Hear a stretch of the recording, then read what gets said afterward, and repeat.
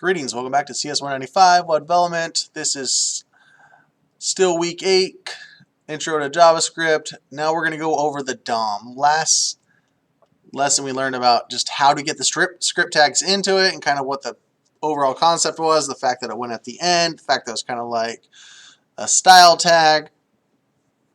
But this time we're going to understand really the whole premise of how JavaScript works and how HTML is loaded into this thing called the DOM, and therefore we're going to go in there and manipulate it, right? We showed you some of this concepts when we do the inspect and we did the console log, but I mean, here's all the code here. These are elements that we can select and go through. So that's kind of what we're going to go through. So our objective is to understand this basic concept of the DOM and then how it's loaded and stored, so therefore we can actually interact with it, right? The success criteria is understanding how we can interact with the DOM. So we're going to watch our con video and then test it out. Going forward, you're going to hear me say a certain acronym a lot. DOM. DOM, DOM, DOM, DOM. DOM stands for Document Object Model. And it's the way that browsers let us developers manipulate web pages with JavaScript. Whenever a browser loads a web page, it parses all the HTML and CSS and converts the document into a DOM. That DOM is really a big JavaScript object that contains everything we'd ever want to know or change about a page, like every single tag and attribute and style for each tag. To access the DOM on a web page from JavaScript, we use the global variable document, and then we can use properties and call functions that are attached to this object here. The general strategy for DOM manipulation is 2 steps. Let me just make a list out of them here. Here we go, and then we have the second step. Let's go through each of these steps now.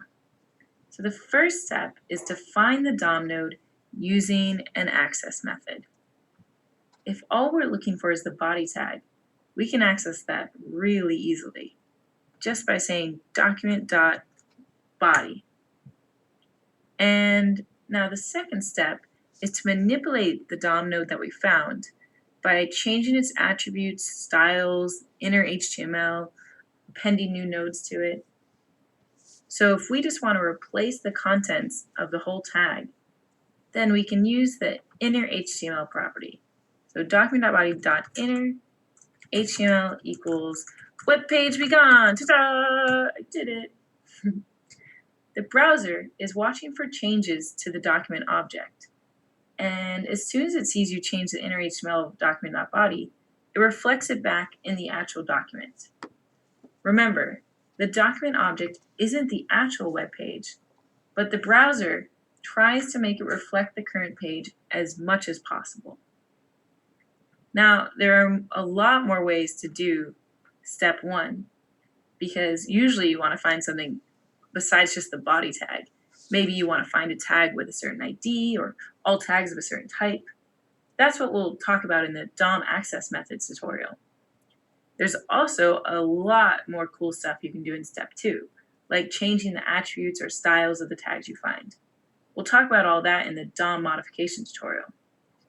Once you've mastered DOM access and manipulation, we'll move on to fun ways to use it, like when responding to user events or making an animation. Right now, it is a little silly that we use JavaScript to do what we could have just done with HTML at the beginning, but trust me, you'll want to master DOM access and DOM modification so that you can make full interactive experiences later. All right, so let's go ahead and play around with this real quick, because as she mentioned, we're going to get into the whole finding these elements. And again, as she mentioned, what we're going to do a lot of is we could either just already done it with CSS, or we could just literally have typed it, so we're adding all this other code. But if you can't select it, you can't do anything with it. So I'm going to make this probably somewhere you can see it.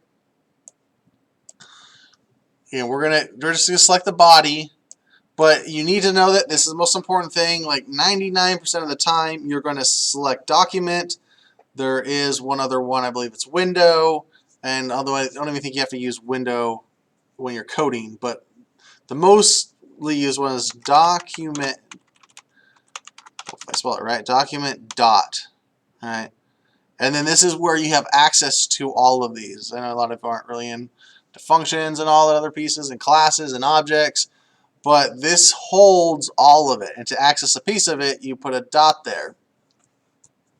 So let's do body. So we just, the body part of the document, dot, and this has inner HTML that we can change, equals, and as soon as we do quotes, poof, there goes the web page because we just replaced it with nothing, literally nothing. So this is more than nothing. And we just replaced it with this. Or hi, hacked you, whatever you want to do. The concept is the inner HTML, which makes sense, right? It's logic. This is HTML. This is what's inside of the HTML. Now, she'll get to this later, but you can actually put HTML in this, right? You can actually put HTML inside of this.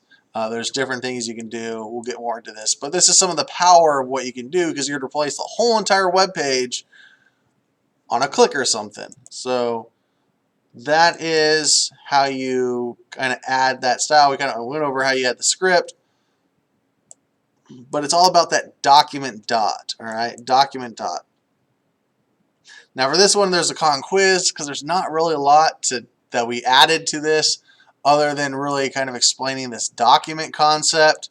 But script tag still goes at the bottom, and then you write JavaScript inside of the script tag. So go ahead, do the practice con quiz journal entry, and we'll see you next lesson.